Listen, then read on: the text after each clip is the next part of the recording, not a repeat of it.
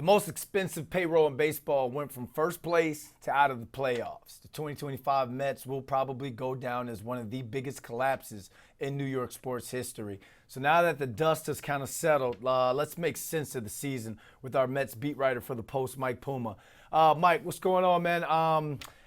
It's to have the most expensive payroll in baseball headed to Cancun right now is just absolutely crazy. It's usually from worst to first, not the other way around. So when you look back at this Mets season, where did this collapse really begin? Was there a clear turning point on when things kind of unraveled for you? Yeah, you know what? I'm thinking back on it now. Uh, they had a 7 game winning streak in late July after they swept the series in San Francisco. Right before the trade deadline, they went to San Diego, got swept 3 games in San Diego. Then you had the trade deadline right after that series ended, and they came out of the trade deadline flat, uh, and just kind of looked awful from that point. So I would, I know everybody goes back to June 13th or what have you, but there were actually some pockets in there after that where they played well. Even right before the All-Star break, they won like 7 out of 12, and it looked like maybe they had righted the ship a little bit. But when you're looking back at it, I would say that series right before the trade deadline in San Diego, where they got swept, was kind of the start of it. When we look at this team and the way this roster was constructed, Francisco Alvarez said they had the best lineup in baseball back in spring training. So, which area kind of hurt the Mets the most down the stretch? Was it the starting pitching, the bullpen, or that lineup? Like, can you give us some specific breakdowns on where it all failed?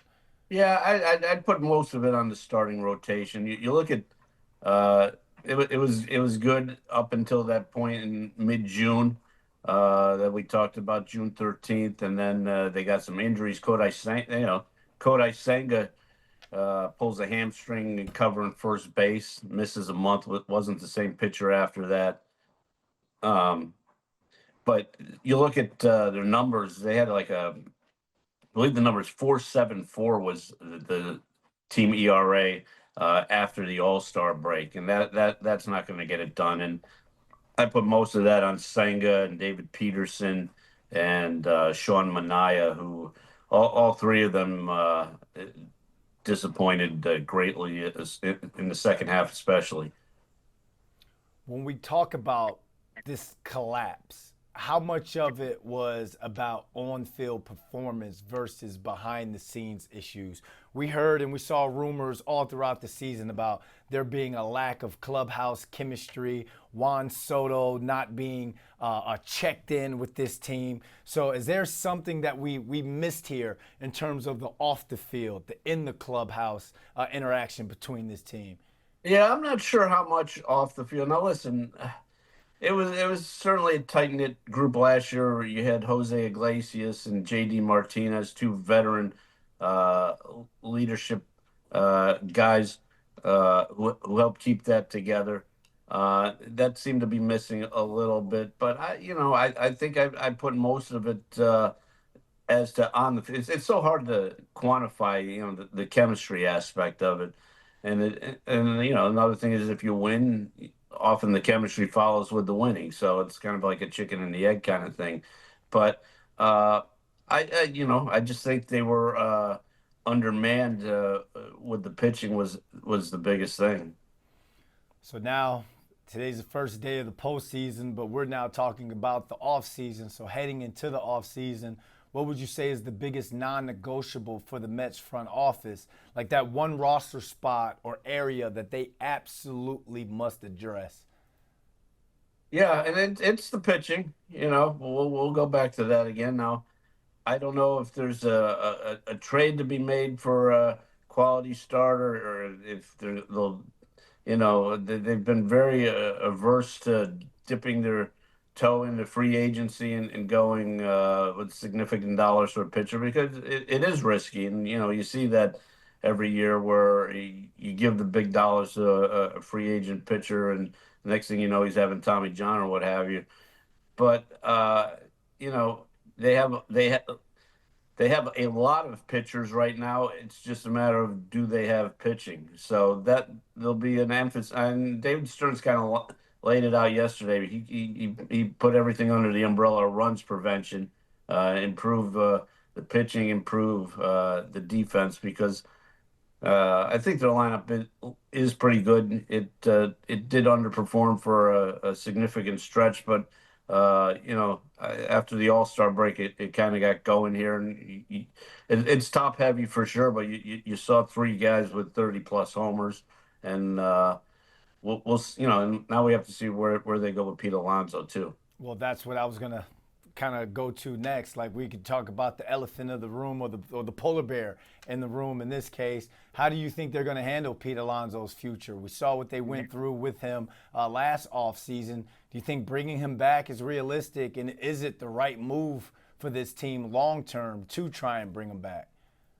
Yeah, and that's a tough question, and I think it's realistic that he comes back just because of his popularity with the fan base and listen, he played well offensively. There would have been I think a pretty sizable hole in that lineup if they had moved if they had moved forward with the plan B, which was to let Mark Vientos play first base if Alonso didn't come back. So and Alonso, to his credit, went out and had a big year. Not only with the home runs, he hit 38, and but his batting average was up, his OPS was up.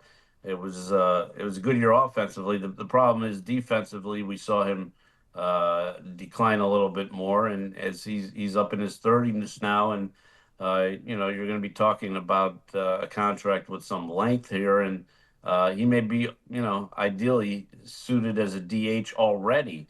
Never mind what he might be a year or two from now. So this is another tough one they're going to have to walk here. And end of the day, I think he's still a Met, but we'll have to see. Juan Soto, how would you grade his season? Very good, excellent season. And he's, I'd be surprised if he isn't top five in the National League MVP vote. Listen, he got off to a little bit of a rocky start in mid-May. He was still answering questions about when he was going to come around.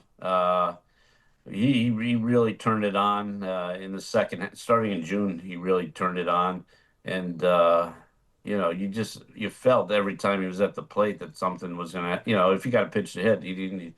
Listen, he walks a lot, and that's a big part of his game. But you always felt he was going to be on base or deliver a big hit in the second half.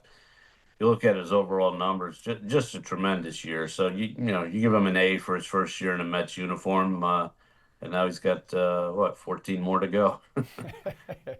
Lastly, Steve Cohen kind of penned a statement to the fan base thanking them for doing their job and apologizing for the Mets front office and the players not doing their job. Going forward, do you see the Mets kind of rebounding quickly or reloading quickly for the 2026 season, or do you think this is shaping up to be more of a multi-year reset?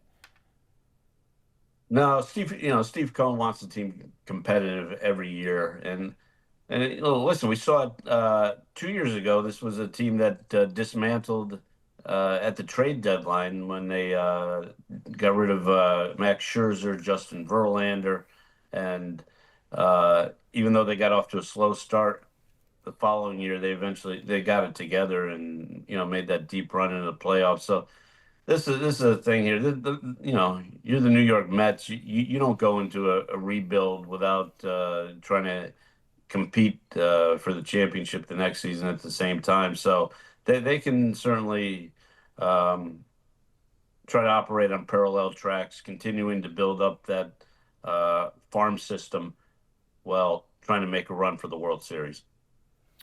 All right, Mike Puma, I'm sure there's going to be a lot going down in the offseason, so I'm sure we'll be talking soon.